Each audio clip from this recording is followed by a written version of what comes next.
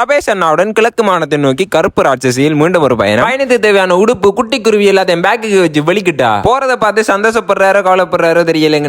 எனக்கு பின்னால இருக்கிறது வளையம் உள்ளாந்திர காலத்துல கட்டப்பட்டது. போற வழியில 10 லிட்டர் பெட்ரோல் அடிச்சாங்க. ஒரு லிட்டர் 398 ரூபாய். இந்த பெட்ரோல் விற்கிற விலைக்கும் பைக்ல போகணுமாடா என்று கேப்பீங்க. பைக்ல போற சந்தோஷம் வேற எதுல போனாலும் கிடைக்காது. அப்படி நீங்க போயிருந்தா கொமெண்ட்ல சொல்லிட்டு போங்க. ஏனேன் ரோட்ல கவனமா போகணும். அடுத்தடுத்து டிப்பர் வந்தோண்டே இருக்கு. இடையில போலீஸ் அதிகாரி சோதனை முடிஞ்சு 2 மணி நேரத்துல முரண்டி பிள்ளையார சென்றடைஞ்ச ராஜா உணவகத்துல 2 பேக்கெட் கச்சானை வேண்டி அடிக்கடி அந்த கடையை போறதால அங்க இருக்கிறவர் நண்பன் ஆயிட்டார். இவட்ட பேர் ஜது. இன்றைக்கு வெயில் பயங்கரமா இருக்கு. மாங்குளம் வீதியால இரவுல பயணம் செய்யும்போது மிக கவனமா இருக்கணும். வீதியில மாடுகள் படுத்திருக்கு. 4 மணி நேரத்துக்கு பிறகு வவுனியாவுக்கு வந்து தபேஷ் அண்ணாவை சந்திச்சு வவுனியால இருக்கிற ஓவியா ரெஸ்டாரண்ட்ல மதிய உணவையும் சாப்பிட்டு முடிச்சிட்டு மதிய வெயில்ல 4 மணி நேரம் பயணத்தை ஆரம்பிச்சு போற வழியில வீதியில சோளத்தை காய விட்டு இருக்கிறத பார்க்கக்கூடிய மாதிரி இருந்தது. 1.5 மணி நேரத்துக்கு பிறகு குறவப்புத்தான ஊர்ல வீதியோரமா இருந்த கடையில முழுசா ஒரு வத்த பழத்தை வேண்டி 4 மணி நேரம் சாப்பிட்டுட்டு முதலாவதா போன இடம் கண்ணியா வெந்நீர் விட்டு சுடுதண்ணி கிணறு. இந்த கிணறு உருவானதுக்கு புகழ்பெற்ற வரலாறு இருக்கு. ராவணன் தனது தாயாரின் இறுதி சடங்கு செய்வதற்கு தண்ணி தேவைப்பட்டது. ராவணன் தனது கையில் இருந்த வாளால் நிலத்தை அடித்த போது இந்த 7 கிணறு உருவாயினதாக நம்பப்படுகிறது. 7 கிணத்துல இருக்கிற தண்ணியும் வெவ்வேறு வெப்பநிலையில இருக்குமாம். நான் போன நேரம் எல்லாம் ஒரே வெப்பநிலையில தான் இருந்தது. அப்படியே வெளியால வந்தா நிறைய கடை இருந்தது. தோடம்பழ ஜூஸ் குடிச்சா அப்படி இருக்கும். அக்கா தோடம்பழத்தை வெட்டி சீனி உப்பும் கொஞ்சம் போட்டு ஐஸ் கட்டியும் போட்டு அக்கா 100 ரூபாய்க்கு தந்தாங்க. நான் அதை குடிக்க